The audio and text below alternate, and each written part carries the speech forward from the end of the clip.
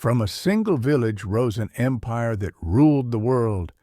Hear the clash of legions, the marble of grand forums, and the burning ambitions that shaped Rome. Tonight, let this timeless journey calm your mind, and welcome to Twilight Tales. Chapter 1. The Origins of an Empire. Part 1. The Birth of Rome. At the edge of an ancient world, bathed in verdant hills and morning mists, stretched a wild region yet untamed by any empire. Latium, a land of marshes, dense forests, and sacred rivers, inhabited by shepherds, forgotten kings, nymphs, and fierce gods. It was there, on the banks of the Tiber, that the destiny of the greatest empire of antiquity took root, not in stone or gold, but in myth. The ancients recount that one day the gods looked down upon the earth and saw two infants, Romulus and Remus, abandoned at the foot of the Palatine, the waters of the river caressing their wicker cradle. An immense she-wolf, sent by Mars, their divine father, descended from the woods. Her gaze was both wild and maternal. She lay beside them and nursed them, protecting them from the night and the beasts. Thus were born the founding twins, forged in hunger, nature, and survival. Later taken in by a shepherd named Faustulus, they grew up among the hills, unaware of their royal blood. But the gods never forgot their children. As adults, they discovered their origins. They were the grandsons of King Numitor of Alba Longa, who had been stripped of his throne by his treacherous brother Amulius. Romulus and Remus overthrew the tyrant and restored their grandfather. But their ambition did not stop there. They resolved to found their own city, there where fate had found them, there where the she-wolf had saved them. But the twins, equal in strength and will, could not agree on the exact location or who would wear the crown. To settle the matter, they turned to augury, the signs from the heavens. Remus saw 6 vultures, but Romulus saw 12. The gods had spoken. Yet the quarrel did not subside. Driven by anger or contempt, Remus crossed the sacred furrow Romulus had just traced around his future city, an act of defiance, a sacrilege. Then Romulus, in a flash of rage and tears, raised his weapon and killed his brother. "So perish anyone who dares to cross my walls," he is said to have murmured. The earth drank the blood, the wind carried the cries of the augurs. Thus was Rome born, in the year 753 BCE, not in peace, but in tragedy. A city born of fratricide, like so many empires to come. Romulus, Rome's first king, gathered around him a disparate crowd, shepherds, exiles, criminals, runaway slaves. He offered refuge to those the world rejected. Rome would be a land of welcome, but also of conquest. To ensure the future of his city, Romulus knew that blood alone was not enough. Alliances, women, and descendants were needed. He then organized the famous Rape of the Sabines. A feast was offered, a game, a celebration. And when the Sabines lowered their guard, the Romans seized their daughters. This crime, cloaked in legend, marked the beginning of a fusion between enemy peoples. For later, the Sabine women, now wives and mothers, stood between the spears of their fathers and those of their husbands, securing peace through tears. Rome did not merely conquer, it absorbed, it united. Romulus reigned for many years, establishing the first institutions and outlining the contours of a still nascent power. His authority was that of a king, but also that of a warrior. He organized the army, established the Senate, a council of elders, and laid the foundations of a political system that, centuries later, would influence the entire world. Then one day, Romulus disappeared. Some said he was swept away by a storm, others that he was murdered by the senators. But many believed another version, that of apotheosis. While inspecting the armies on the field of Mars, a bolt of lightning split the sky. A cloud enveloped him, and when it dissipated, he was gone. It is said that Romulus ascended to the heavens, becoming the god Quirinus. A man, a king, turned god, as if Rome could only be founded by a being at the frontier of worlds. Thus closes the first song of Roman history, an era of myths and mists, of cursed brothers and sacred she-wolves. The foundations are laid. The gods have spoken.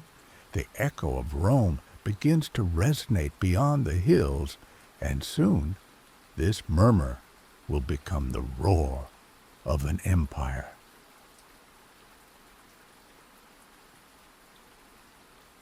Part 2.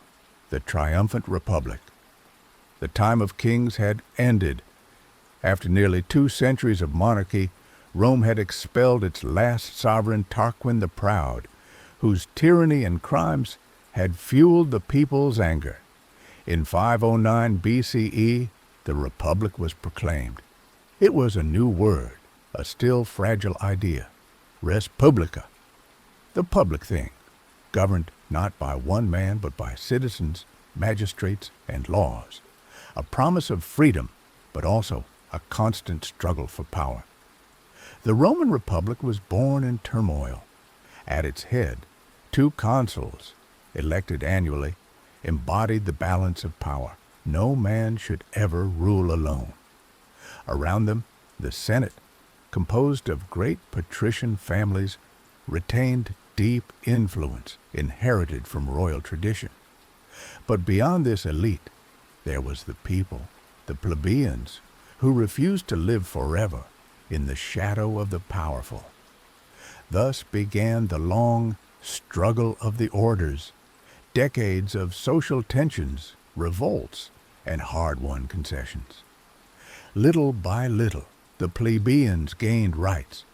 The creation of the office of tribune of the plebs, and above all, the codification of laws with the famous Law of the 12 Tables. Thus, Rome built an unstable but robust political machine, capable of reforming itself to survive. In this crucible, the city grew. Rome was no longer just a village in Latium. It was becoming a power.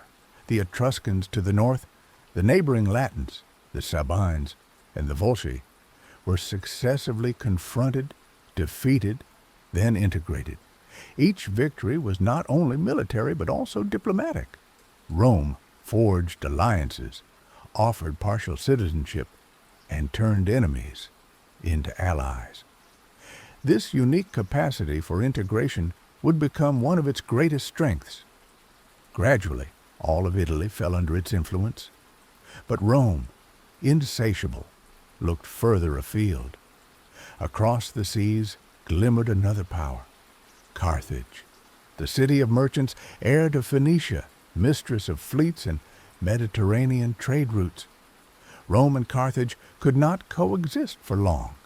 One dominated the land, the other the sea. Rivalry was inevitable.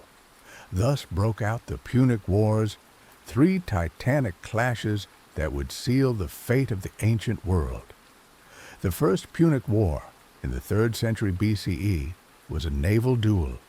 Rome, inexperienced at sea, had to learn to build fleets, to wield rams and grappling hooks, to turn naval battles into land combat, where its legionaries excelled. After more than 20 years of fighting, Carthage was forced to abandon Sicily, Rome's first province beyond Italy. Rome had crossed a threshold. It became a Mediterranean power, but this was only a prelude. The Second Punic War would mark history with fire and blood. At its head, Carthage sent a general who would become legendary, Hannibal Barca. A strategic genius, he dared the unthinkable. From Spain, he led his troops through the Pyrenees, the snowy Alps, and descended into Italy with a motley army of Iberians, Numidians, and war elephants. The Roman world trembled. The battles of the Trebia, Lake Trasimene, and above all Cannae were disasters for Rome. At Cannae, in 216 BCE, Hannibal encircled and annihilated nearly 50,000 legionaries in a single day. Never had Rome known such a slaughter. The gods seemed to have turned their backs on the eternal city. Yet Rome did not yield. It rose from its ruins as if carried by an implacable will. Refusing any surrender, it raised new armies, accepted unimaginable losses, and turned the war into a test of endurance. A Roman general emerged, Scipio, later called Africanus. Instead of facing Hannibal directly in Italy, he struck Spain, then carried the war to Africa, to the very gates of Carthage. Hannibal was recalled, and at Zama, in 202 BCE, Rome took its revenge. Hannibal's genius bowed before Roman tenacity. Carthage was defeated, diminished, but not destroyed. Half a century later, the Third Punic War sealed the rivals' fate. The Romans, led by Scipio Aemilianus, showed no more mercy. After a relentless siege, Carthage was taken and razed in 146 BCE. Its walls fell, its inhabitants were sold into slavery, and according to legend, salt was scattered on its lands so that no life would rise again. At the same time, Rome crushed Greece and Macedon. The Mediterranean world, once divided among cities and kingdoms, now bowed to the Roman eagle. By the end of these wars, Rome stretched from Iberia to the shores of Asia Minor, from Cisalpine Gaul to the deserts of Africa. The Republic, born of a small people of shepherds and soldiers, had become the arbiter of the known world. But this greatness came at a price. Conquests brought colossal wealth, hundreds of thousands of slaves, gold, and land. The aristocracy enriched itself, while small farmers, ruined by war, lost their lands and were relegated to the slums of Rome. Social tensions, once appeased, flared up stronger than ever. In the paved streets of the capital, triumphal processions celebrated victorious generals. Golden chariots rolled under cheers, chained captives paraded, and behind them the gods seemed to smile. But beneath this splendor hid a darker truth. Rome was becoming too large for its own institutions. The Republic triumphed, yes, but its foundations were already beginning to crack.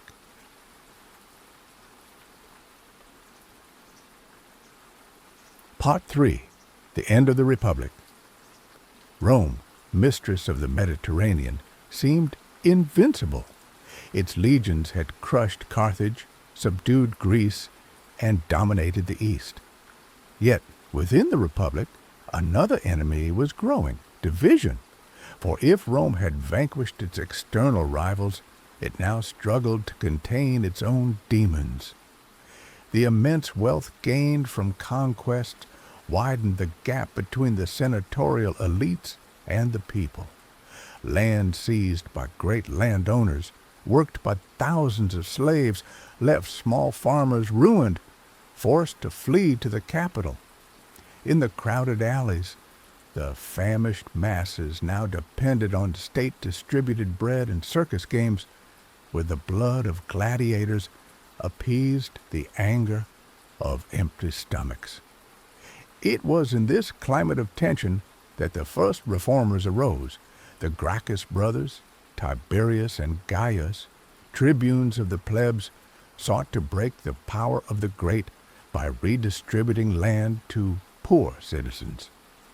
Their dream was to restore Rome's vigor from its early days, when every citizen soldier owned a plot and could defend the homeland. But their plans met the Senate's violence. Tiberius was killed in 133 BCE, and Gaius met the same fate 10 years later. The blood of the Gracchi marked a turning point. Roman politics, once governed by laws and debates, entered an era of bloody struggles and armed factions. From these ruins emerged a new type of man, the popular general, whose military glory surpassed institutions. Gaius Marius was the first. An army reformer, he opened the ranks to landless proletarians, promising pay and plunder in exchange for their loyalty. The legions no longer served only the Republic. They served their commanders. Marius, elected consul multiple times, embodied the rise of personal power built on the loyalty of soldiers. But against him rose another general, his former lieutenant turned rival, Lucius Cornelius Sulla. Sulla and Marius plunged Rome into civil war.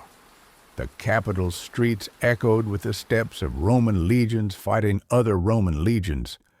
Proscriptions, lists of the condemned, sentenced to death and stripped of their property, sowed terror. Sulla triumphed, declared himself dictator, and tried to restore senatorial power. But his abdication, unique in history, left a void where other ambitions would grow. The Republic was now merely a facade. Behind it, violence and strongmen dictated the law. It was in this world of chaos that three figures emerged, destined to dominate their era: Crassus, Pompey, and Caesar. Crassus, Rome's richest man, builder of colossal fortunes, became famous for crushing Spartacus's revolt, the Thracian gladiator who had defied the Roman order. Pompey, a flamboyant general, conquered the East, pacified the pirate-infested Mediterranean, and brought Rome immeasurable treasures. Caesar, finally a ruined but ambitious patrician, relied on the people and his oratorical talent to climb the ranks of power patiently. The three men, united by interest more than friendship, formed the first triumvirate, a political alliance to control the Republic. Together, they dominated the armies, wealth, and institutions.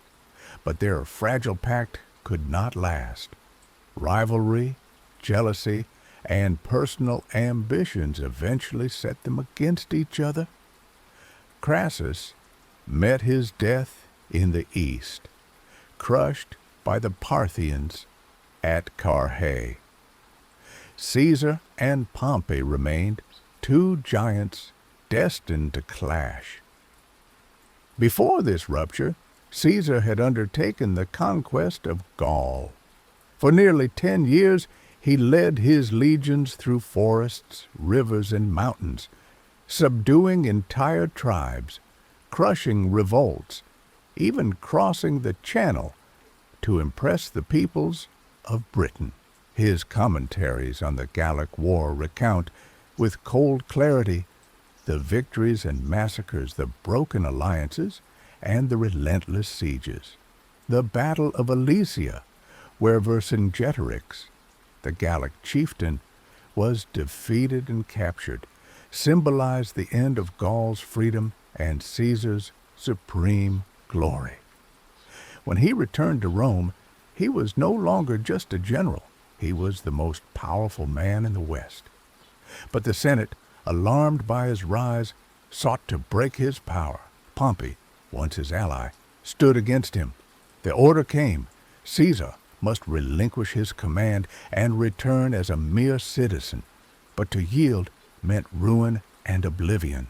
So, on a cold January night in 49 BCE, Caesar crossed the Rubicon, a small river separating his province from Italy. This simple act was an irrevocable challenge. As he advanced, he declared, Alea jacta est.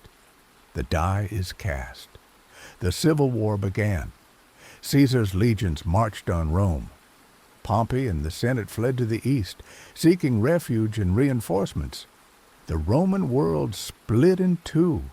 At Pharsalus in Greece, the armies clashed in a titanic battle. Caesar triumphed.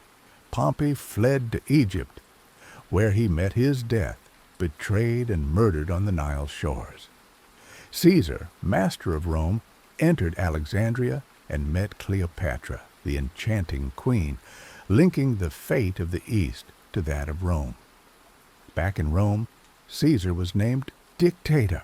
He launched reforms, land redistribution, the Julian calendar, expanded citizenship. But his absolute power caused alarm. Many saw in him not a savior, but a king in disguise. And Rome, born from hatred of kings, could not tolerate such an affront. Thus, in March 44 BCE, at the foot of Pompey's statue, Caesar was surrounded by a group of senators. Daggers flashed, among them that of Brutus, his adopted son. Et tu, Fili? You too, my son? His final words echoed like the twilight of the Republic.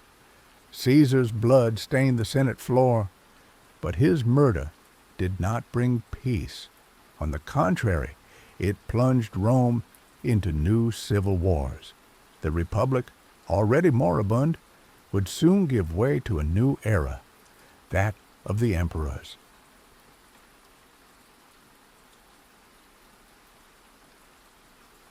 Chapter 2. The Rise of the Empire. Part 1. Augustus and the Birth of the Principate. Caesar's body still lingered in the memory of the Roman people when the struggle for his legacy ignited. The Republic, already faltering, sank into turmoil. The senators believed they had restored Rome's freedom by striking down the dictator, but their act only ushered in a new era of civil wars. Two camps formed. On one side, Caesar's assassins, Brutus and Cassius, self-proclaimed defenders of the Republic.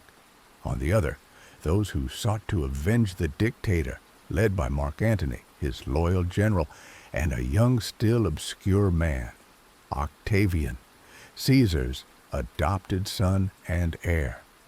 Octavian was only 19. Many saw him as an inexperienced youth, incapable of rivaling the veterans. But he possessed a cold intelligence and formidable patience. By the name he now bore, Caesar Octavianus, he drew to himself the dictator's partisans. The legions, swayed by this inherited blood and adoptive lineage, began to follow him. Between him and Mark Antony, an alliance was initially necessary, sealed by their shared hatred for the conspirators. With Lepidus, Caesar's former master of cavalry, they formed the Second Triumvirate, a legal dictatorship dividing Rome into 3 zones of influence. Their vengeance was terrible. Proscriptions resumed. Hundreds of senators and knights were executed, their properties confiscated. Among them, the orator Cicero, voice of the Republic, fell to Antony's assassins. In the east, Brutus and Cassius raised their armies, but at Philippi, in 42 BCE, they were crushed. Their deaths marked the end of the Republican illusion. Henceforth, the struggle was among the triumvirs themselves. Lepidus was quickly sidelined. Antony and Octavian remained, 2 men utterly opposed. Antony, a charismatic veteran, sought his future in the east. In Alexandria, he found in Cleopatra an ally and lover, a queen whose prestige and wealth seemed to rival the gods. Together, they dreamed of a shared empire, an East ruled from the Nile. In Rome, this alliance scandalized. Octavian knew how to exploit the people's indignation. He portrayed Antony as a traitor, bewitched by a foreign queen, ready to betray the homeland. Propaganda became a political weapon.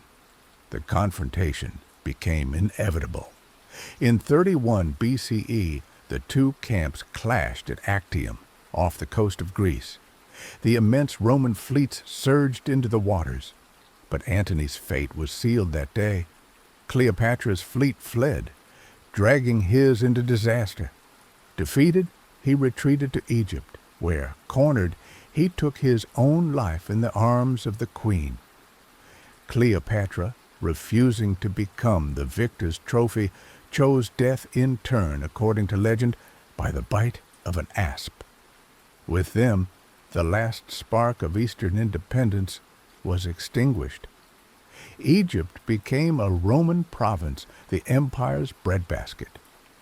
Octavian, now the sole master of the Roman world, entered Rome in triumph. But he had learned from Caesar's mistakes. Rather than proclaiming himself king or dictator, he played the tightrope walker. He preserved republican forms, restoring a facade of legality to institutions while discreetly concentrating power in his hands. In 27 BCE, the Senate granted him a new title, Augustus, the August, the Venerable.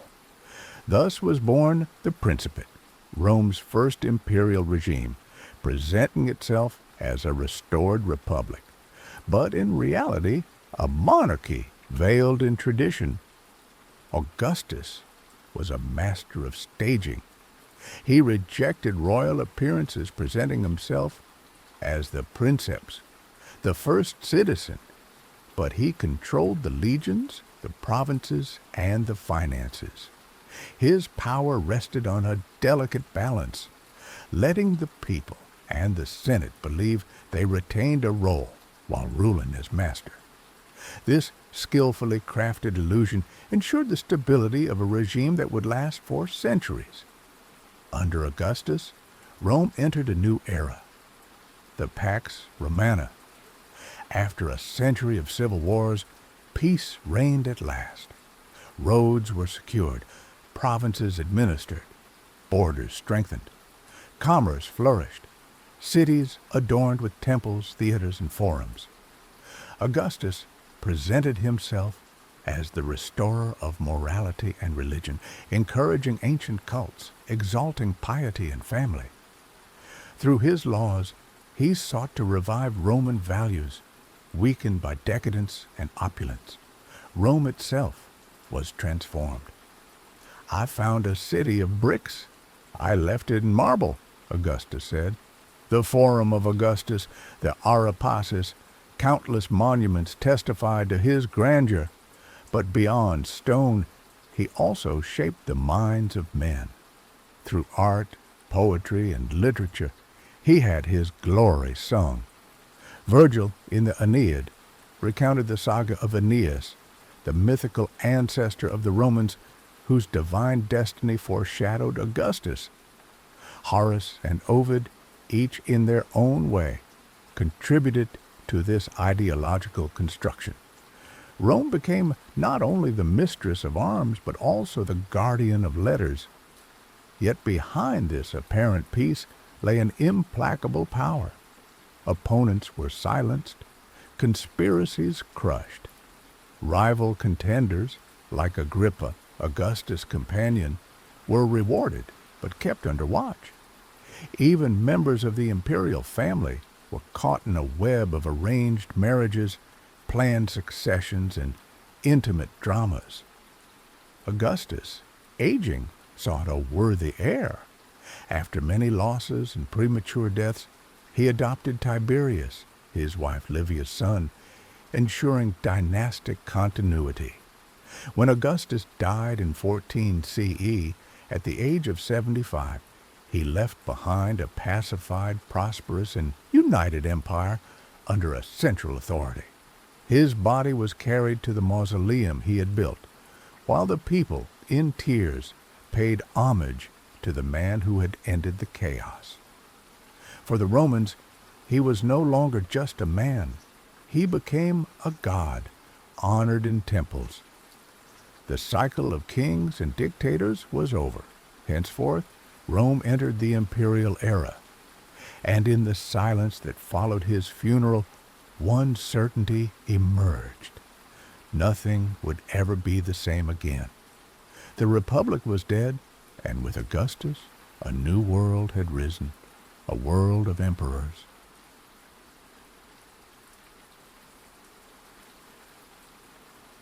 Part 2. The Julio-Claudian Dynasty.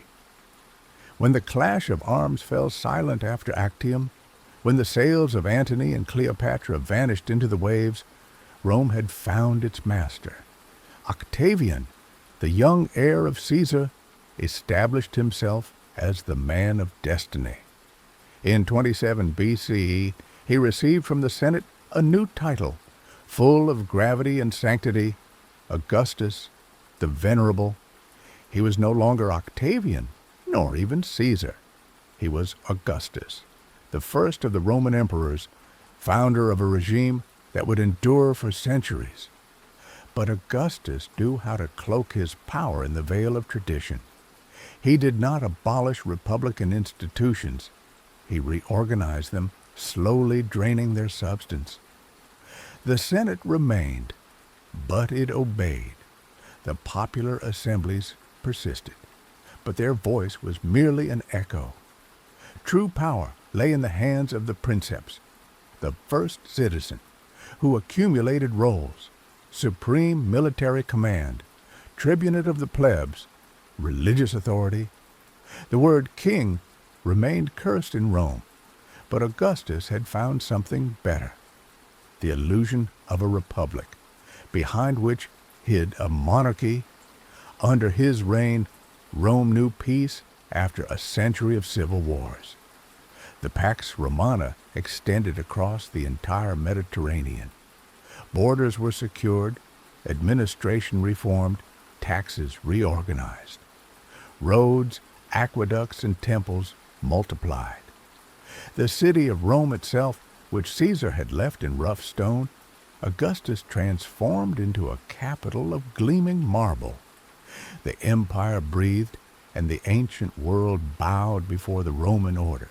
Augustus reigned long, but his succession tormented his mind. Without a direct son, he adopted several heirs, all of whom died before him. Ultimately, it was Tiberius, his wife Livia's son, who succeeded him in 14 CE. Tiberius, a competent but somber general, ruled in Augustus's shadow. Taciturn and suspicious, he eventually withdrew from Rome, governing from afar on the island of Capri. Under him, fear settled in, trials for treason multiplied, and the Senate trembled before his power. Yet the provinces remained calm, and the empire, solid, survived even a distant master. After Tiberius came Caligula, the beloved grandson of Germanicus. The first months of his reign were acclaimed, generous, popular. He seemed to breathe new life into Rome, but soon madness overtook him. He humiliated the Senate, multiplied extravagances, and proclaimed himself a living god. It is said he wanted to make his horse Incitatus a consul. Whether the truth was exaggerated by hostile chroniclers or not, Caligula marked his reign with excess and cruelty. In 41 CE, he was assassinated by officers of his guard, ending one of the strangest episodes in imperial history. Power then passed to Claudius, Caligula's uncle, chosen almost by chance, found hiding behind a curtain at the moment of the murder. Claudius, long considered weak and clumsy, proved a competent administrator. He organized the imperial bureaucracy, entrusted great responsibilities to his freedmen, and further expanded Rome's borders. It was under him that the conquest of Britain began, in 43 CE. Claudius admitted new provincial elites to the Senate, opening the empire to a diversity that ensured its cohesion. But his reign was marred by palace intrigues, the plots of his successive wives, and he likely died poisoned in 54 CE, leaving the throne to his adopted son, Nero. Nero, the last of the Julio-Claudians, embodies both decadence and drama. Young, handsome, a poet and musician, he dreamed more of art than of power. His mother, Agrippina, had placed him on the throne through her fierce will, but Nero came to fear her and had her murdered. Early in his reign, there was some prosperity, supported by wise advisors like Seneca. But soon, the balance broke. Excesses, suspicions, and executions multiplied. In 64 CE, a great fire ravaged Rome. The people blamed Nero, though the fire likely had accidental causes. Legend claimed he played the lyre as the city burned. To deflect anger, he designated scapegoats. The Christians, a still despised new sect, faced their first major persecution. After the fire, Nero undertook to rebuild Rome, launching the construction of his Domus Aurea, a gigantic palace covered in gold and marble. But his extravagance drained the treasury, his follies exasperated the army and senate. Revolts broke out in the provinces, Hispania, Gaul, the East. Abandoned by all, declared a public enemy, Nero fled. In June 68 CE, hunted, he took his own life, murmuring, "Qualis artifex pereo." What an artist perishes with me. Thus ended the Julio-Claudian dynasty, born of Augustus, consumed in fire and blood. Nero's death did not mark the end of the empire, but opened an era of uncertainty. The imperial power, fragile despite its splendor, had yet to prove its resilience. And Rome, shaken, would soon discover that after a century of glory, the storms of destiny were far from appeased.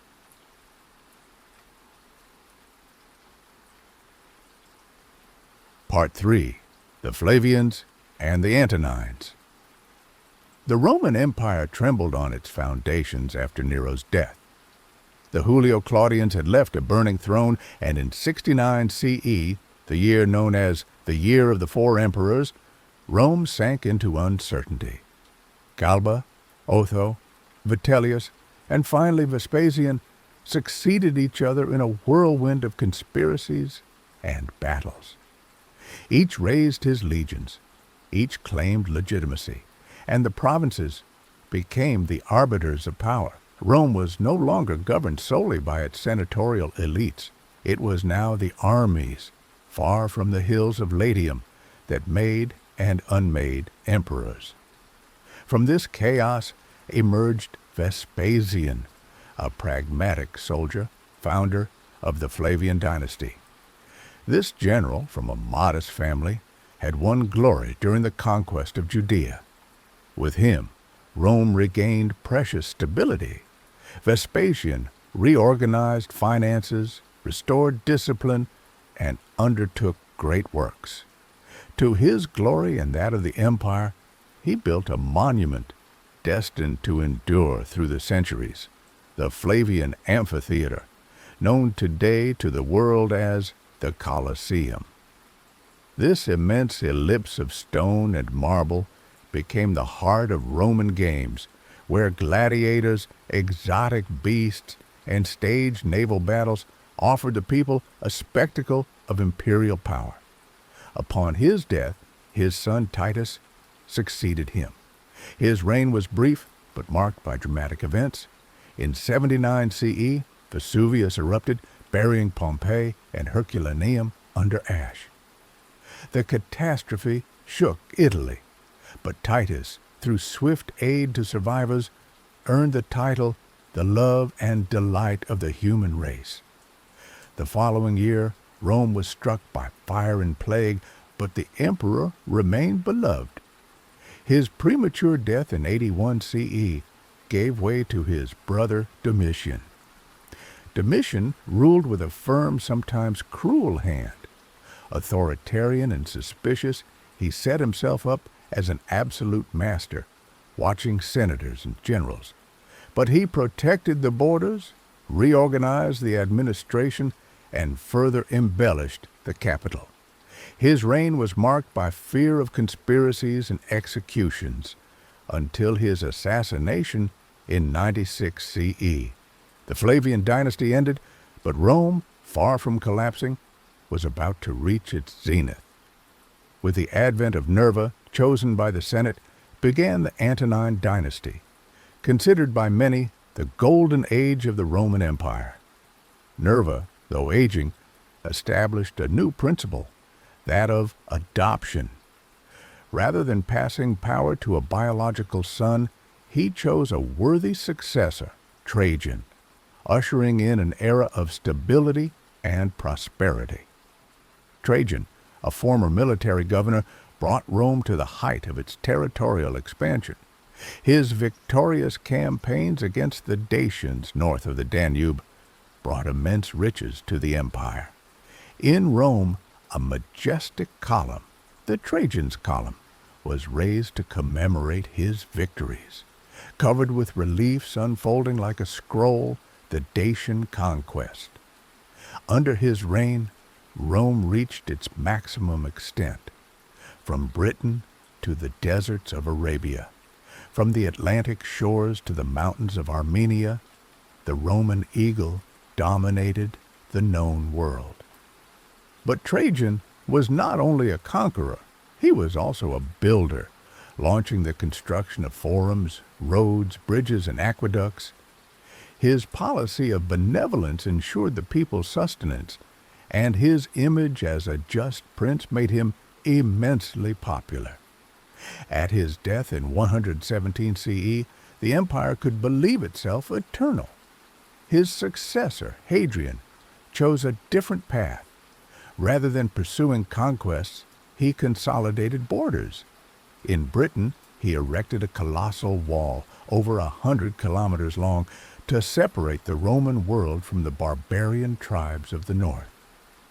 Hadrian traveled tirelessly, visiting provinces, inspecting garrisons and cities, encouraging arts and architecture. It was he who rebuilt the Pantheon, the temple dedicated to all the gods, whose dome, pierced with an oculus to the sky, remains a marvel of engineering and beauty. Hadrian embodied the philosopher-emperor, blending military rigor with a love for Greek culture. Upon his death, Antoninus Pius succeeded him. His reign, peaceful and prosperous, was marked by stability.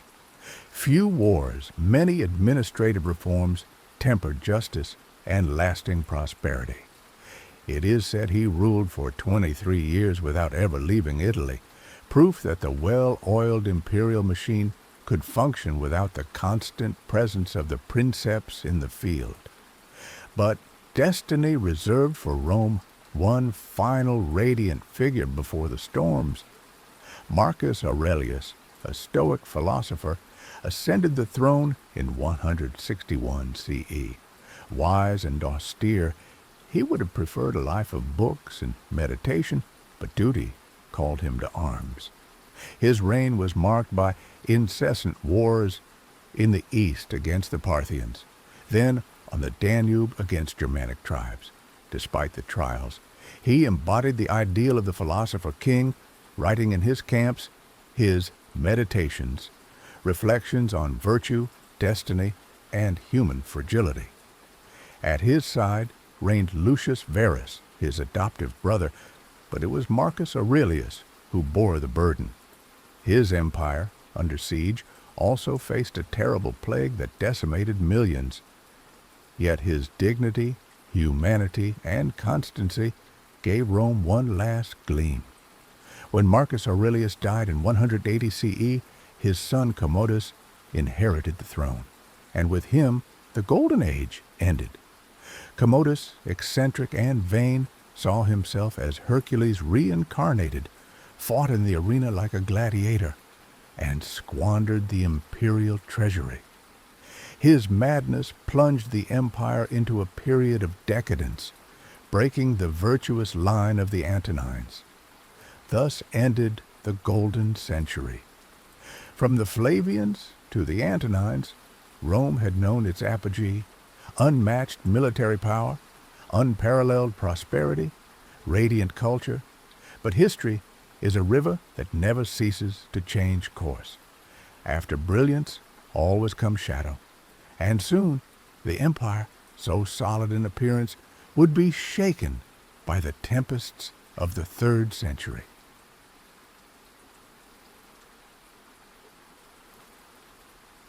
Chapter 3, The Heart of the Empire, Part 1, Daily Life. Beyond the battles, emperors, and intrigues of the Senate, the true strength of Rome lay in its people. In the paved alleys, under the arcades and forums, in rural villas or overcrowded insulae, flowed the lives of millions of souls. To understand the Roman Empire is also to dive into this daily life, both ordinary and extraordinary, that made the heart of the greatest empire of antiquity beat. Being a Roman citizen was an invaluable privilege. Citizenship was not merely an administrative status. It was an identity, a pride, a protection. The citizen enjoyed legal rights, tax exemptions, and the ability to appeal to the emperor himself. Over the centuries, this privilege expanded, initially reserved for the inhabitants of Rome and Latium. It was gradually extended to allied cities, then entire provinces. In 212 CE, the Edict of Caracalla would even grant it to nearly all free inhabitants of the empire. Thus, from the Atlantic to Syria, countless men and women could call themselves Romans. But behind this privilege lay a world of inequalities, for Roman society also rested on slavery. Hundreds of thousands of men, women, and children, captured in wars or sold in markets, worked in fields, mines, workshops, or households. Some, educated, became secretaries, tutors, or doctors. Others, chained, dug the earth's entrails, or rode on galleys. The slave had no rights, but could hope for manumission, and become a full citizen. Rome fed on this silent, invisible, indispensable mass. In the capital, the contrast was striking. Rome, with over 1 million inhabitants, was the largest city in the ancient world. Its popular neighborhoods buzzed with life. The insulae, multi-story buildings of wood and brick, housed poor families, artisans, and merchants. Water was often scarce, fires frequent, and epidemics spread quickly. But the streets vibrated with markets, shouts, and the scents of bread, oil, wine, and spices from across the empire. A few streets away, in luxurious villas, wealthy patricians lived in opulence. Their homes opened onto elegant atriums decorated with mosaics, colorful frescoes, and imported marbles.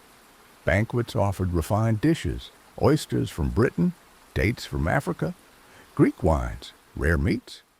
Reclining on their banquet couches, guests exchanged poems, stories, and political intrigues, while slaves served dishes and entertained with music. But Rome was not reduced to this opposition. The city was a kaleidoscope where Eastern merchants, veteran soldiers, enriched freedmen, prostitutes, priests, and philosophers crossed paths. The baths, open to all for a modest fee, were where these worlds mingled. In vast vaulted halls, people bathed, talked, exercised, or conducted business. The baths of Caracalla, gigantic, could accommodate thousands. Marble pools, gymnasiums, libraries, gardens, a complete universe dedicated to relaxation and social bonds. And then there were the games. For Rome knew that to govern the crowd, it had to feed both body and imagination. Panem et circenses, bread and circuses. Bread was distributed free to the plebs, ensured by the state's vast granaries. The games filled circuses and amphitheaters. At the Circus Maximus, over 150,000 spectators cheered chariot races, where charioteers, wearing colored helmets, guided their quadrigas through dust, speed, and cries. The factions, red, green, blue, white, stirred popular passions like modern sports teams. But no spectacle surpassed that of the gladiators. In the Colosseum, a jewel of stone inaugurated by Titus, tens of thousands of spectators gathered to watch men fight in bloody duels. Gladiators against gladiators, men against wild beasts, reenactments of battles, sometimes even naval combats when the arena was flooded. These cruel, fascinating games were a staging of power. Rome showed it dominated death, mastered nature, and could offer the people tamed violence. Gladiators, often slaves or condemned, could become heroes. Their names resounded like legends, acclaimed by crowds who idolized them. Religion, too, permeated every moment of Roman life.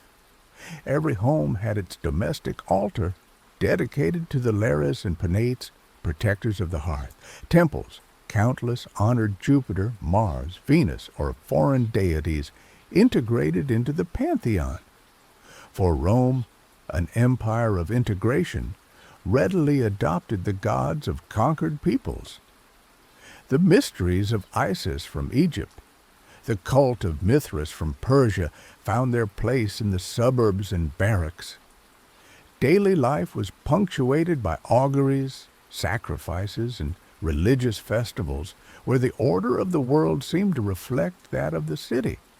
This Roman daily life, between splendor and misery, slavery and citizenship, violence and refinement, was the empire's true strength. For Rome did not rule by the sword alone.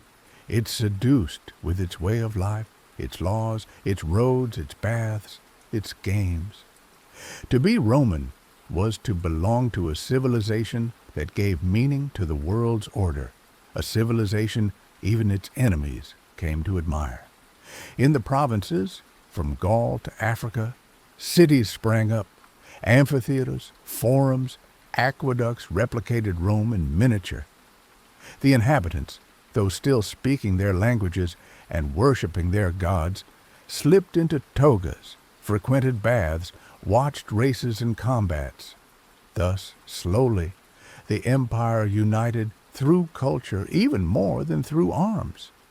But this unity, so radiant in appearance, hid cracks. For if Rome could offer bread and games, distribute citizenship, and impose its laws, it could not forever extinguish the ambitions of generals, the anger of peoples, or the threats at its borders. This world, so brilliant in the marble of its monuments, was not eternal.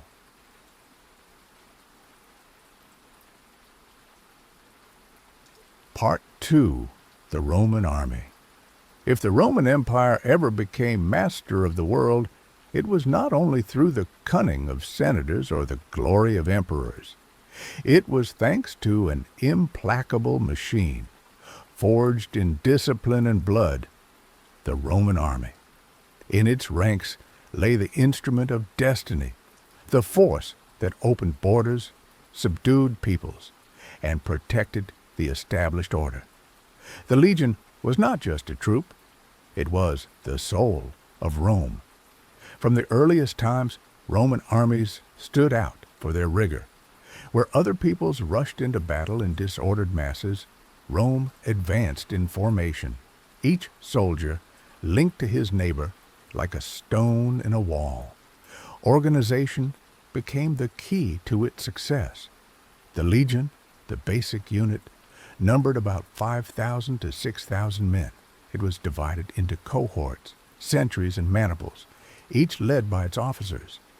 This flexible, efficient structure allowed the army to act as a single body, but also to fragment, to adapt to the terrain. Each legionary carried the weight of Rome on his shoulders, equipped with a helmet, a rectangular shield, the scutum, and a metal or leather cuirass. He wielded the gladius, a short 20-inch sword ideal for close combat. Before engaging the enemy, he threw the pilum, a heavy javelin designed to bend on impact, preventing the enemy from reusing it. But more than his equipment, it was his discipline that made the legionary a formidable opponent. Every day he trained to march, dig, build, and wield the sword. He proudly bore his oath, the sacramentum, which bound his honor and life to Rome and his general. The soldier's life was not just about battles. At the end of each march, he set up a fortified camp, always following the same rules laid out in a grid and protected by ditches and palisades.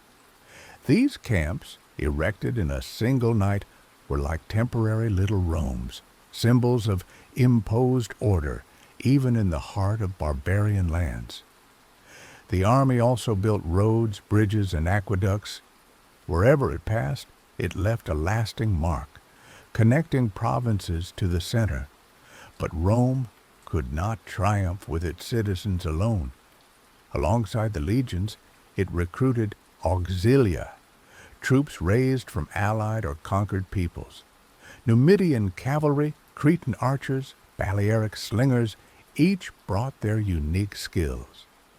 These auxiliaries filled the legion's weaknesses and after 25 years of service received Roman citizenship. Thus, the army became an instrument of integration and Romanization. Roman generals knew how to wield this force with relentless strategy. From Scipio to Caesar, Trajan to Marcus Aurelius, each campaign testified to Roman military art. In Gaul, Caesar made his legions instruments of mobility and siege, encircling Vercingetorix at Alesia behind double fortified lines, against both the besieged and the relief army.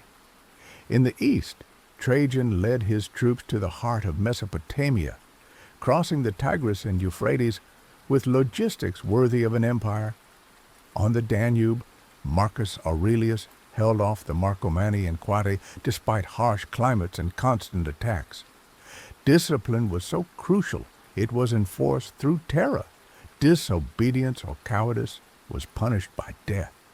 In extreme cases, decimation was applied.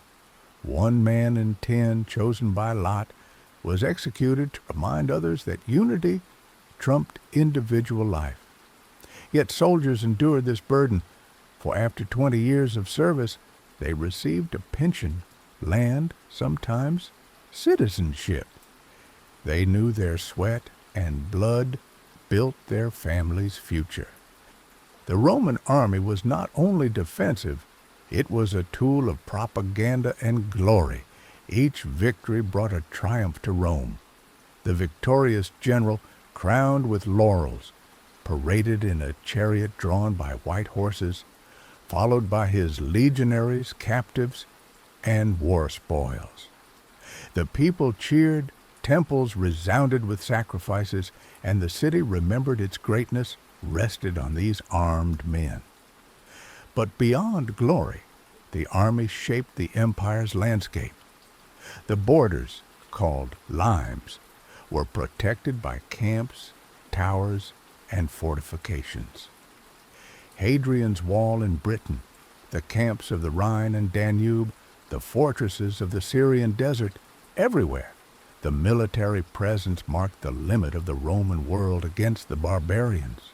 Yet this immense strength had a downside, for an army so powerful, so loyal to its generals, could become a danger to Rome itself. Caesar had shown this by crossing the Rubicon. Later, So many emperors were raised or toppled by the legions. The army was not only Rome's shield, it was also its sword, sometimes turned against itself. Military campaigns also shaped history's contours. In the north, the Germans remained a formidable foe. At Teutoburg, in 9 CE, 3 legions were annihilated in the forest by tribes led by Arminius. The clamor of this defeat echoed to Rome, and never again did the legions attempt to deeply conquer Germania. In the east, the Parthians, and later the Sassanids, remained a constant challenge, capable of repelling even the best-equipped armies. Yet, despite setbacks and defeats, the Roman army remained the most formidable in the world for centuries. It triumphed not only through steel but through organization, perseverance, and its ability to absorb enemies. Where other kingdoms collapsed after a defeat, Rome rose, rebuilt its legions, and returned stronger. At the heart of this power was a simple idea. The Roman soldier was not an individual. He was a part of Rome itself. Every march, every camp, every battle was not just a military act, but an extension of the eternal city. As long as the legions existed, Rome existed. But this dependence, this intimate bond between Rome and its soldiers would also weaken the empire. For when loyalty shifted from institutions to generals, when legions made and unmade emperors, Rome would discover that the instrument of its greatness could become that of its ruin.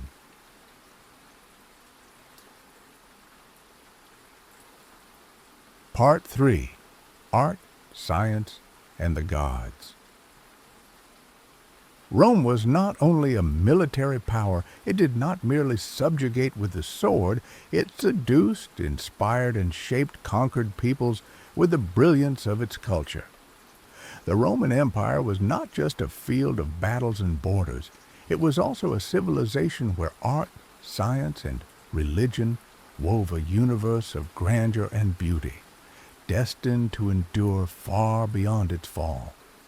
First, architecture. It was the visible face of Roman power, a language of stone and marble that even the illiterate could understand.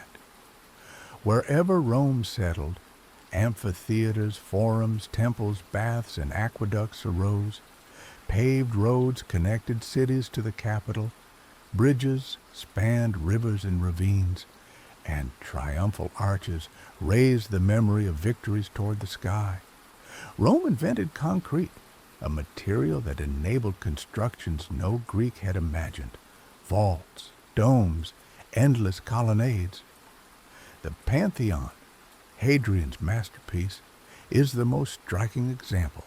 Its perfect dome, pierced with an oculus letting in celestial light, seemed to unite gods and men under one vault. But if stone spoke, words resounded too. Roman literature took flight at the end of the Republic, nourished by Greek tradition.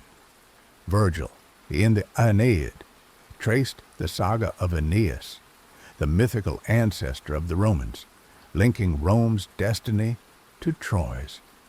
Horace celebrated the art of living. Ovid sang of love and metamorphoses. Later, under the Antonines, poets and thinkers multiplied works that would feed Europe's imagination for centuries. History, too, became a weapon. Livy composed a monumental fresco of Rome's origins, recounting the exploits of kings, consuls, and generals. Tacitus, darker, denounced the abuses of imperial power, painting with chilling realism corruption, tyranny, and intrigues. Seneca, the Stoic philosopher, reminded that true freedom lay not in wealth or honors, but in self-mastery. Science and technology also flourished. Roman engineers, heirs to the Greeks, perfected mechanics, hydraulics, and urban planning. Aqueducts, sometimes dozens of kilometers long, brought fresh water to the farthest cities. Baths, heated by Hipparchos systems, were marvels of engineering. Physicians like Galen deepened knowledge of the body, while astronomers, geographers, and agronomists spread their expertise to the provinces. But more than science, it was the gods who united Rome with its peoples. The Roman pantheon, inherited from Latin traditions and widely open to Greek and Eastern influences, formed a universe of infinite richness. Jupiter, master of the sky, reigned supreme. Mars, god of war, embodied the city's military spirit. Venus, goddess of love, recalled sensuality and beauty. But Rome also welcomed Isis from Egypt, Mithras from Persia, Cybele from Asia Minor. Every god found among conquered peoples had a place integrated into the great Roman concert. Religion was not a matter of personal faith. It was a pact with the gods. Sacrifices, auguries, and rites punctuated public life. Every ceremony, war, or election began with religious consultations. The College of Augurs observed the flight of birds. The College of Pontiffs regulated festivals and rules. The imperial cult made the emperor an almost divine figure. Augustus had refused to be worshipped in Rome, but in the provinces he accepted the honors. Later, some successors demanded to be revered as living gods. Yet in this vibrant world, a new religion began to grow, discreet and fragile: Christianity. Born in the eastern provinces, it proclaimed the equality of souls, universal brotherhood, and eternal salvation. Persecuted under Nero and other emperors, Christians gathered in secret, in catacombs, where their symbols, fish, cross, shepherd, testified to an invincible faith. Gradually, despite repression, their numbers grew, and one day this religion, despised by the powerful, would conquer the entire empire. Roman art, science, and religion thus formed an immense tapestry weaving the lives of millions. By building roads, erecting temples, reciting poems, Rome did not merely govern. It united, inspired, transformed. Its power lay not only in its legions, but in its unique ability to create a shared world. And yet, behind this radiance, the first signs of wear began to appear. The provinces sometimes chafed under the weight of taxes. Local elites, Romanized, demanded more autonomy. Foreign cults, swelling with fervor, threatened spiritual unity. Grandeur, as always, carried the seeds of fragility.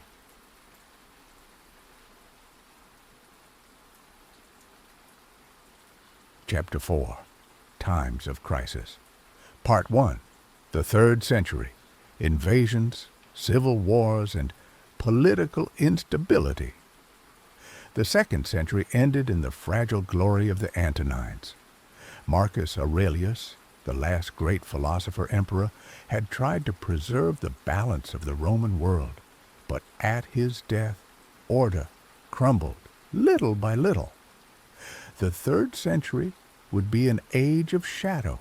Never since Hannibal had Rome seemed so close to its demise. It would later be called the Century of Crises. It began with the accession of Commodus, Marcus Aurelius's son. Where his father embodied wisdom and rigor, Commodus reveled in extravagance and vanity. He proclaimed himself Hercules reincarnated, fought in the arena, entrusted power to his favorites, and neglected state affairs.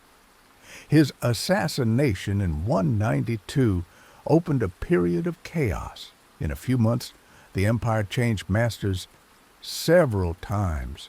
The year 193, called the Year of the Five Emperors, was a microcosm of struggles and betrayals. Among them, Only Septimius Severus managed to impose himself durably. Septimius Severus founded a new dynasty, consolidating the army and strengthening his authority. He understood that the future belonged to the soldiers and relied on them. But this policy, by increasing military power, made the army both the empire's pillar and its poison. His son Caracalla followed this path.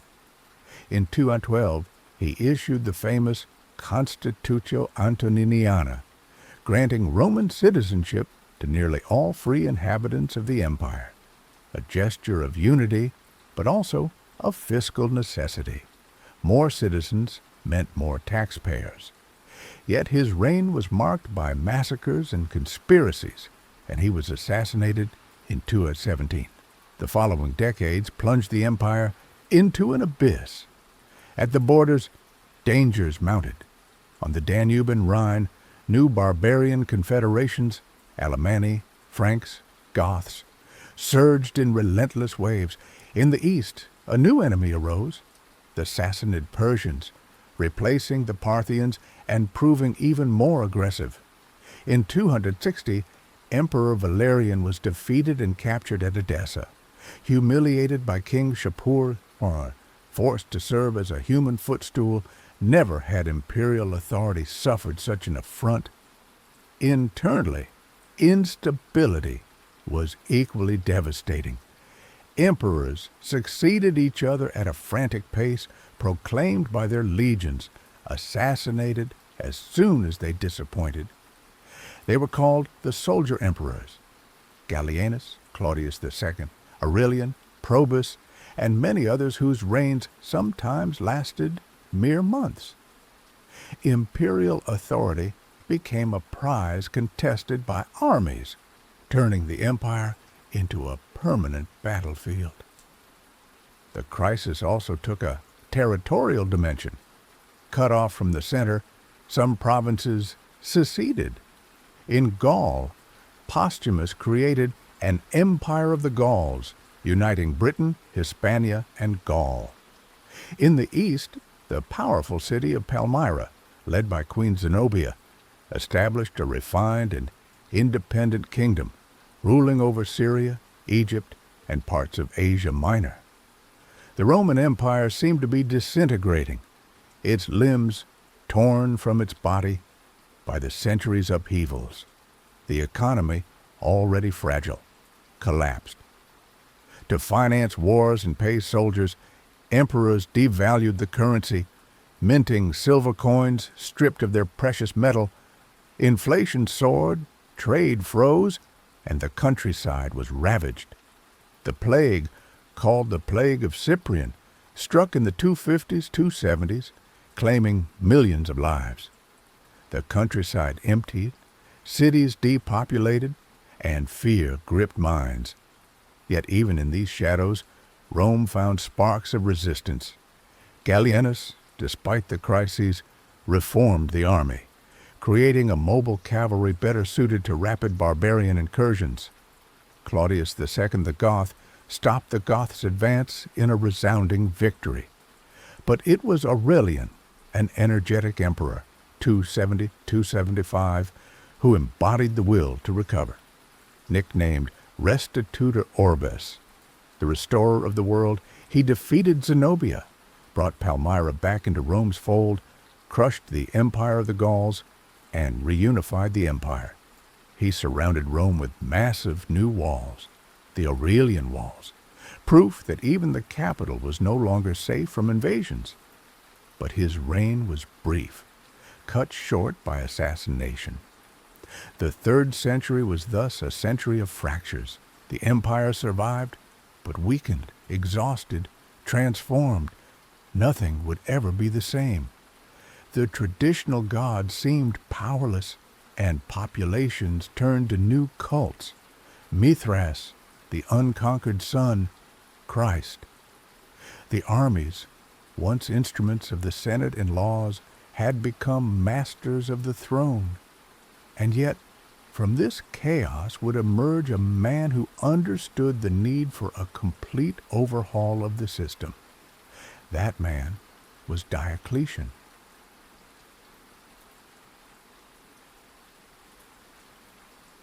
Part 2. Diocletian and the Tetrarchy. When Diocletian rose to power in 284, the empire was on the brink of collapse.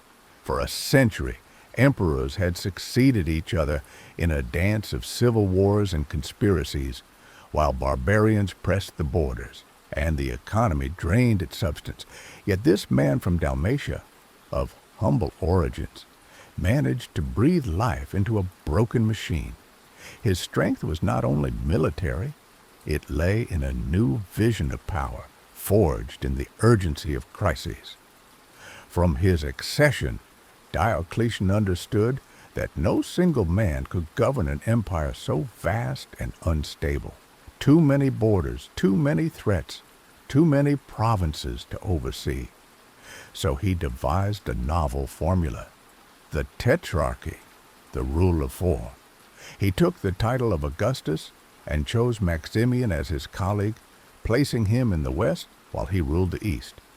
Each Augustus then designated Caesar, a subordinate and designated successor, Galerius and Constantius Chlorus. Thus, 4 emperors governed together, dividing tasks and ensuring the continuity of power. This organization was not only practical, but also symbolic. Diocletian sought to sacralize the imperial role. Where Augustus had presented himself as the first citizen, Diocletian posed as an absolute master, almost divine. He was to be approached only with reverence, prostration, and ceremony.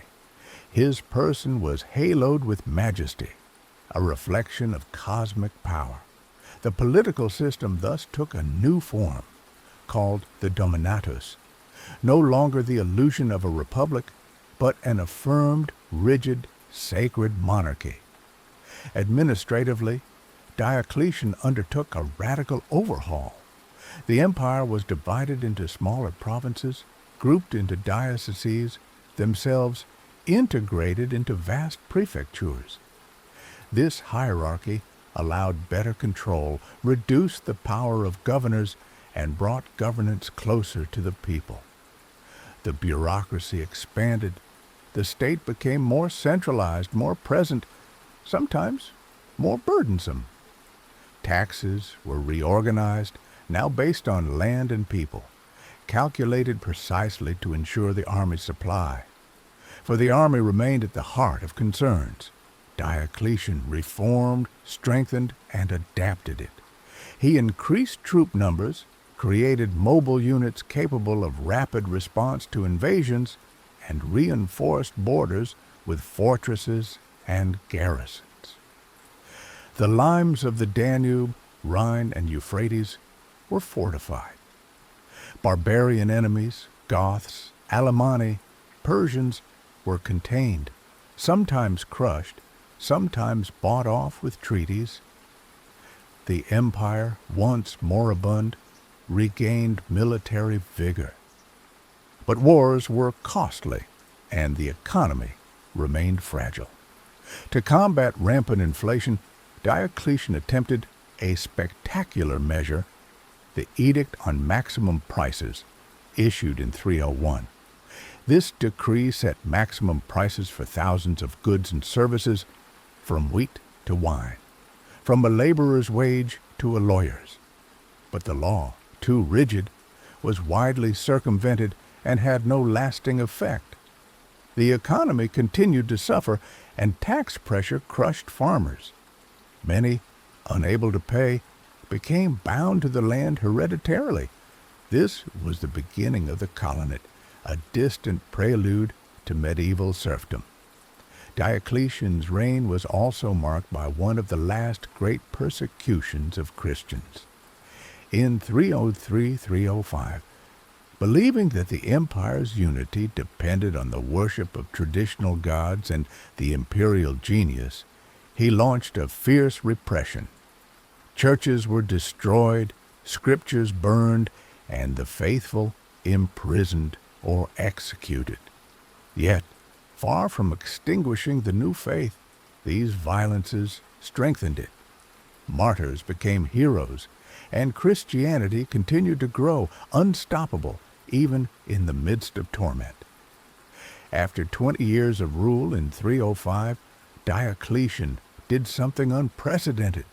He voluntarily abdicated. Worn by illness, he retired to his sumptuous palace in Dalmatia on the Adriatic coast, where he lived as a private citizen, tending his gardens. Never had a Roman emperor relinquished the throne willingly. His abdication profoundly marked minds, but also weakened the system. For the Tetrarchy, brilliant in theory, relied on the balance of men, and that balance collapsed soon after his departure. Succession wars resumed. Personal ambitions shattered the harmony. Galerius, Constantius, Maxentius, Licinius, Constantine. The contenders multiplied. The empire once again became a theater of endless conflicts. But from this confusion would emerge a new figure, even more significant than Diocletian, Constantine, son of Constantius Chlorus, the future Constantine the Great. Thus, Diocletian left Rome a paradoxical legacy. On one hand, he had saved the empire, reorganized the administration, strengthened the army, and given imperial power a new majesty. On the other, he had increased the state's weight, rigidified society, and left a fragile structure, soon undermined by rivalries. But without him, the empire might have collapsed in the 3rd century. Thanks to him, it survived, transformed, ready to enter a new era where a new faith would forever change its face.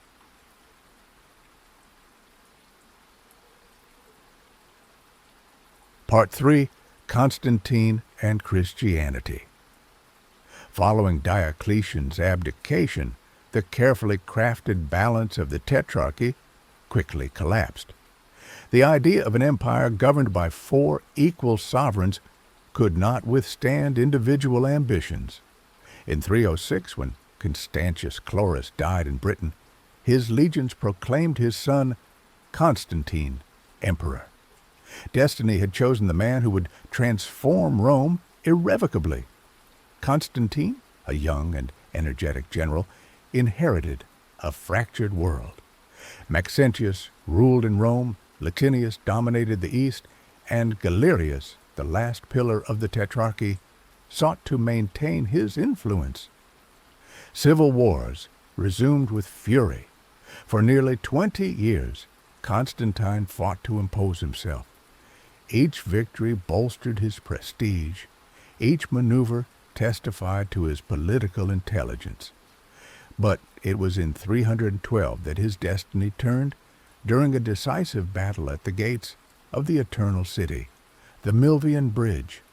Maxentius, entrenched in Rome, awaited the assault. Constantine, outnumbered, had a dream or vision, according to Christian chroniclers. He saw a luminous cross in the sky with the words, "In hoc signo vinces." By this sign you will conquer. Convinced, he had the Chi Rho, the symbol of Christ, painted on his soldiers' shields. The next day, his troops triumphed. Maxentius drowned in the Tiber, and Constantine entered Rome victorious. This episode, blending faith and power, marked a major turning point. For the first time, Christianity became a visible force in imperial politics. The following year, Constantine and Licinius issued the Edict of Milan, 313, proclaiming freedom of worship across the empire. Christians, persecuted for 3 centuries, gained the right to exist, practice, and build places of worship. This decision did not make Christianity the official religion, but it upset the spiritual balance of the Roman world. Churches emerged from the catacombs, bishops gained influence, and the Christian faith began to shine openly. Constantine continued his rise. After a series of campaigns, he defeated Licinius in 324 and remained the sole master of the empire. To govern, he made a bold decision to found a new capital. Rome, venerable and prestigious, remained too marked by the Senate and ancient traditions. Constantine chose Byzantium, a Greek city strategically located between Europe and Asia, and transformed it into Nova Roma, soon called Constantinople. With its walls, forums, churches, and palaces, the city became the jewel of the East and the empire's political center. Constantine's reign was also marked by his growing role in religious affairs.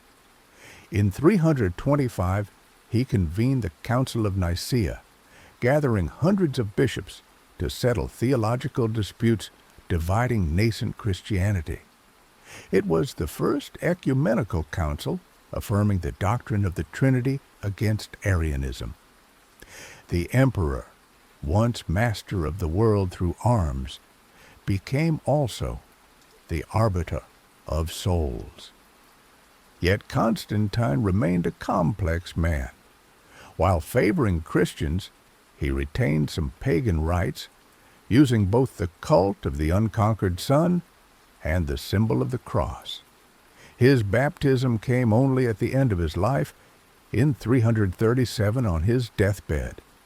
This mix of political opportunism and late fervor reflects the ambiguity of a transitional era. But the transformations were irreversible. Thanks to Constantine, Christianity went from a marginal sect to a religion favored by power. Monumental churches rose, like the Basilica of St. John Lateran, or the original St. Peter's Basilica in Rome. Bishops became authoritative figures, often heeded by governors and emperors. The Roman world, once polytheistic and teeming with gods, embarked on the path of a single faith. Constantine's reforms extended beyond religion. The army was strengthened, administration centralized, and the currency reorganized with the gold slidus, which remained stable for centuries. The empire, weakened in the 3rd century, regained a solid footing, at least for a time. Constantine ensured the continuity of power, passing the empire to his sons, and left an immense legacy. However, divisions persisted. After his death, his successors tore each other apart. The empire remained too vast, too complex to govern without tensions. But the world had changed forever. Rome was no longer just the city of ancient gods. It was becoming the empire of Christ. With Constantine, a new age began. Imperial power, once tied to the Senate, armies, and traditional cults, now leaned on a universal religion capable of uniting peoples across borders. The Roman Empire, already 1,000 years old, found a new identity that would extend it for centuries, especially in the East, in that Constantinople destined to become the new Rome.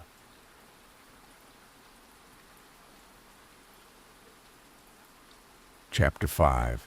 The Twilight of Rome. Part 1. Barbarians at the Gates. After Constantine, the Roman Empire transformed further, but its brilliance began to crack. The East, centered around Constantinople, seemed solid, rich, protected by its walls and trade routes. The West, however, weakened. Distant provinces, depleted finances, a provincial aristocracy retreating inward. In this fragile world, a new, immense, unpredictable threat emerged: the barbarian peoples.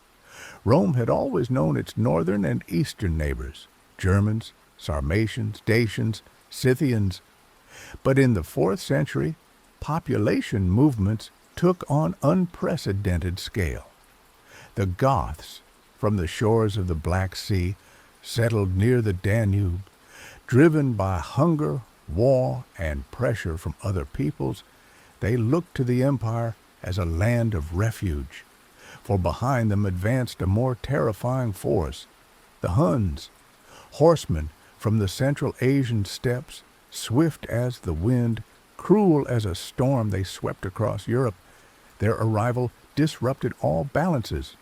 The Goths, terrified, crossed the Danube en masse in 376, seeking asylum from the Romans. Emperor Valens, ruling in the east, agreed, thinking to integrate these newcomers as soldiers and settlers. But the corrupt Roman administration mistreated, starved, and exploited them. Anger erupted, and the Goths rebelled.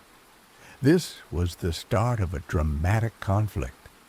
The legions, ill-prepared, faced the Gothic hordes in the plains of Thrace. In 378, near the small city of Adrianople, the Roman army gathered under Valens' command. Confident, the emperor refused to wait for reinforcements from his nephew Gratian, coming from the west. He engaged the battle alone. The August sun scorched the plain. The Romans, heavy in their armor, advanced in formation. The Goths, entrenched behind their wagons, resisted. But suddenly, surging like a black tide, their cavalry swept down on the flanks. In panic, the legions disintegrated. Heat, dust, and confusion turned the battle into a massacre. Valens himself met his death, perhaps burned alive in a house where he had taken refuge. It was a crushing defeat, comparable to Cannae long ago, but this time it was not against Hannibal. It was against barbarians who now settled permanently in the empire. The news of Adrianople spread like an earthquake. Never in centuries had Rome suffered such a disaster on its own soil. Fear gripped minds. The Goths, far from retreating, remained in Thrace, negotiating with emperors, gradually becoming forced allies, settled as federates. The empire discovered a new truth. It was no longer strong enough to repel all its enemies. It now had to negotiate with them, integrate them, cede lands. Meanwhile, other peoples stirred. Franks, Alemanni, Vandals, Suebi. The Rhine and Danube borders were no longer impregnable. The Huns continued their march. Their arrival opened an age of migrations and violence that the Romans called the barbarian invasions. But for these peoples, it was not an invasion. It was a flight, a forced displacement driven by the pressure of the steppes. Faced with this situation, some emperors tried to react. Theodosius the Wise, Valens' successor, restored a semblance of order. He made treaties with the Goths, integrating them as federates, settling them in Thrace. But this decision, seemingly practical, was a sign of weakness. For the first time, a barbarian people was allowed to live en masse, armed on imperial soil, retaining their leaders and customs. It was a crack in Rome's armor, a breach that would only widen. Theodosius, a great strategist and man of faith, was also the one who made Christianity the empire's official religion in 380. Through the Edict of Thessalonica, he imposed Nicene Christianity as the sole state faith. Henceforth, pagan temples emptied, ancient cults faded, and the cross dominated. Where Jupiter and Mars had reigned, the empire was changing, even in its soul. At Theodosius's death in 395, a momentous decision was made. The empire was divided between his two sons, Arcadius in the east and Honorius in the west.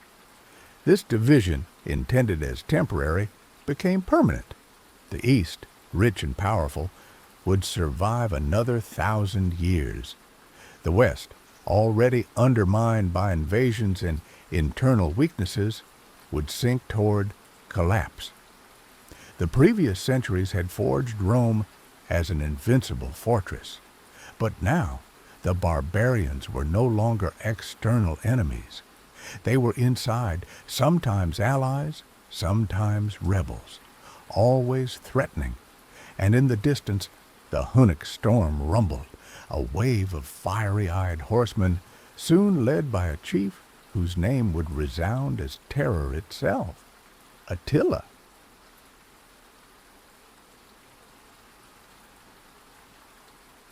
Part 2. The Fall of the Western Empire.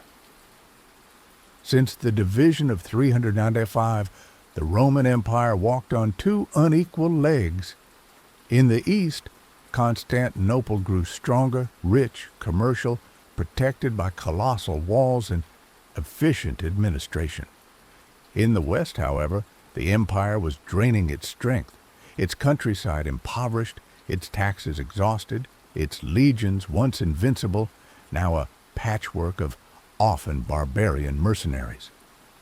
The West, like a sick body, consumed itself slowly, unable to defend itself alone. At the start of the 5th century, invasions reached unprecedented scale. In 406, a horde of Vandals, Suebi, and Alans crossed the frozen Rhine and poured into Gaul, ravaging cities and countryside. Once prosperous provinces were reduced to misery.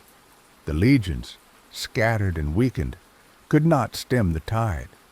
Meanwhile, the Visigoths, already settled in the empire, rebelled.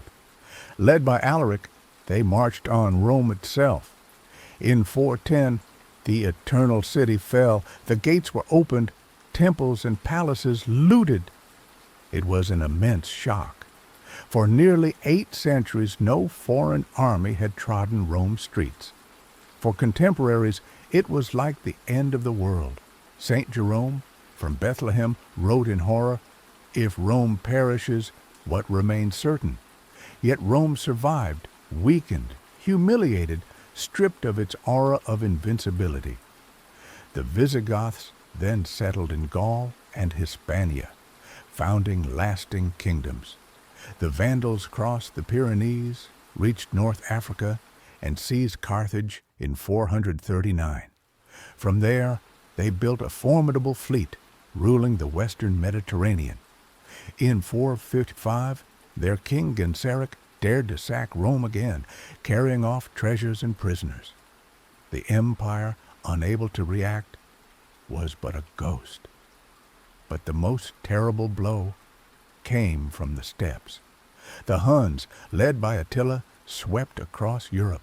Swift horsemen, deadly archers, they sowed terror wherever they passed. In 451, they invaded Gaul. At Chalons, the Romans, allied with the Visigoths, managed to repel them in a gigantic battle, but the following year, Attila crossed the Alps and reached the plains of Italy. He marched on Rome, but mysteriously withdrew after meeting Pope Leo I. Was it diplomacy, famine, disease, or superstition that stopped him? No one knows for certain. After Attila's death in 453, the Hunnic Empire collapsed, but the Western Roman Empire remained on its knees. Western emperors since Valentinian III were mere shadows. The true masters were barbarian generals enlisted in the Roman army. Aetius, the last of the Romans, had briefly maintained balance, but after his assassination in 454, nothing held back the disintegration. Provinces were lost one by one. Britain abandoned, Gaul divided among Franks, Burgundians, and Visigoths, Hispania given to Suebi and Goths, Africa to the Vandals. The Western Empire was but an empty shell, reduced to Italy and a few scraps of provinces. Finally, in 476, history delivered its verdict. The last Western emperor, a teenager named Romulus Augustulus, ascended the throne. His name was a tragic irony.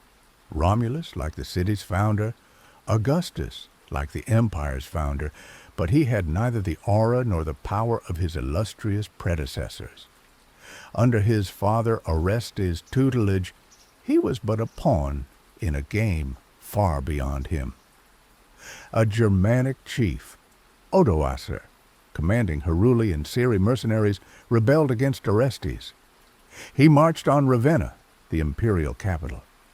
Orestes was executed, and young Romulus deposed. Odoacer, rather than proclaiming a new emperor, sent the imperial insignia to Constantinople to the Eastern emperor Zeno. He declared himself king of Italy, ruling in his own name. It was the end. 476 was not a sudden catastrophe. For decades, the West had been draining its substance, its provinces turning into barbarian kingdoms, its authority fading.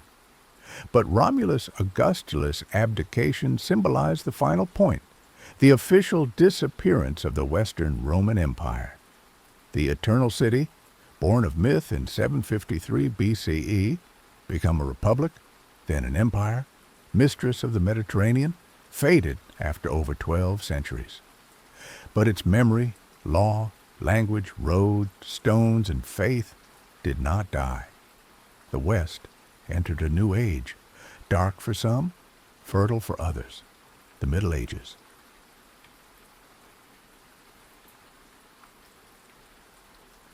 Part 3. Eternal Legacy. In 476, the Western Roman Empire officially ended, but it was not the end of Rome. An empire never truly dies in a single day. Its stones, laws, gods, and memory spread like embers in the wind, rekindling other fires elsewhere. Rome, more than a political power, had become an idea, and that idea would traverse the centuries. First, there was the East. Constantinople, the new Rome, did not vanish with the West. On the contrary, it would shine for another 1,000 years, a bastion of wealth, knowledge, and faith. Protected by Theodosius's walls, capital of the Byzantine Empire, it carried a transformed Roman legacy. Byzantine emperors still called themselves Augusti. Laws remained Roman, and Latin was long the official language before yielding to Greek.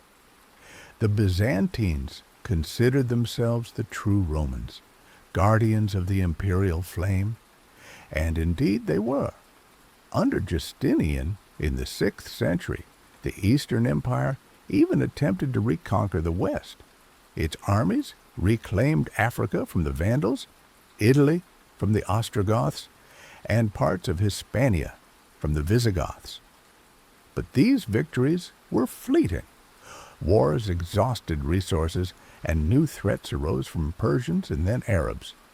Yet Justinian's legacy was immense.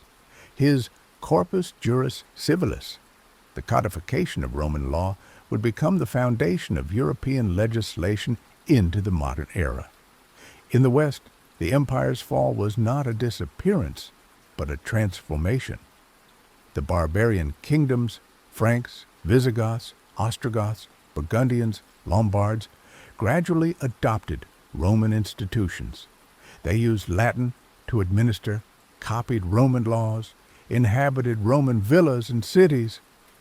Far from destroying Rome, they extended it in their own way. The Latin language survived in the mouths of priests, scholars, and merchants. It transformed gradually, giving birth to the Romance languages, French, Spanish, Italian, Portuguese, Romanian. Each word in these languages still carries the echo of the Forum and the Senate. Religion was another vital vector of legacy.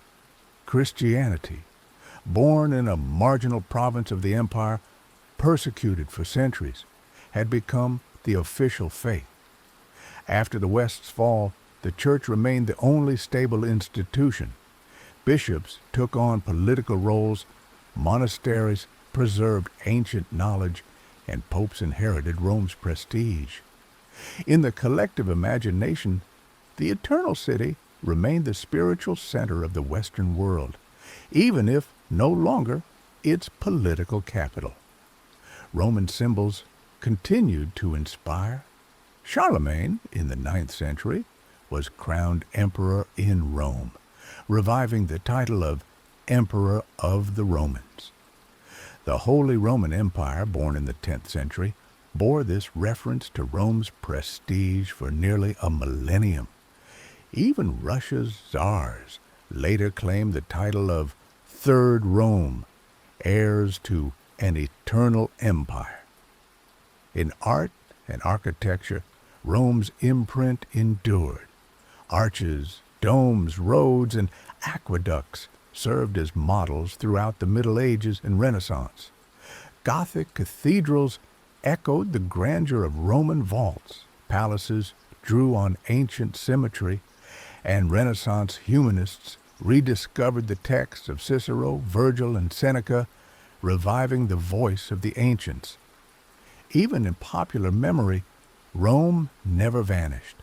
Legends of gladiators, triumphs, and mad emperors fueled tales and chronicles. The barbarians themselves, who ended the empire, sometimes saw themselves as its successors. To be Roman remained a coveted title, a universal dignity. Thus, Rome faded as a political empire in the West, but was reborn in 1,000 forms. In the laws of our nations, the stones of our cities, the words of our languages, the Christian faith, and the very idea of a universal order, it survived. In the East, Byzantium carried this flame until 1453, when Constantinople fell to the Ottomans. But even then, Rome did not die. The Ottomans, in turn, claimed the imperial legacy. The idea of Rome, of a universal empire, passed from hand to hand like an eternal torch. Rome was thus more than an empire. It was a myth, a memory, a matrix. It reminds us that human grandeur, though fragile, can endure through its works, laws, and words. Today, walking through the ruins of the Forum, admiring the Colosseum, or tracing the stones of an aqueduct, one hears the echo of legionary steps, the murmur of senators, the clamor of crowds. Rome, caput mundi, head of the world, still lives in our collective memory. Thus ends this long journey, from Romulus to Romulus Augustulus, from the founded myth to the fall, from the marble of temples to the silence of ruins. But Rome has never truly ceased to exist. It lives in each of us, in our laws, our languages, our dreams of unity. For Rome is more than a past. It is an eternity. Thus ends the story of the Western Roman Empire. Born from the myth of Romulus and Remus, forged in the wars of the Republic, transformed by Augustus into the Principate, it knew the glory of the Antonines, the crisis of the 3rd century, the renewal of Diocletian and Constantine, before collapsing under the blows of barbarian invasions. Rome was at once a city, an army, a civilization. It imposed its law, roads, aqueducts, temples, and Latin on millions, unifying the Mediterranean world as no empire had done before. Its genius lay not only in conquest, but in its ability to integrate, transform, and leave a lasting legacy. From its splendor and ruins arose our languages, laws, cities, and political and religious symbols. Rome shaped the West, and even in its fall it did not vanish, it transformed. For if the Western Roman Empire ended in 476, its torch did not go out. In the East, Constantinople, the new Rome, continued to shine for another 1,000 years. The Byzantine Empire would take up Rome's mantle with its emperors, intrigues, battles, and faith. The story does not end here. It continues beyond Constantinople's walls, in the gleam of Hagia Sophia's golden mosaics, in the Byzantines' stubborn resistance against Persians, Arabs, Crusaders, and Ottomans. And that is where we will go in a future story. Thank you for joining me tonight on this journey through history.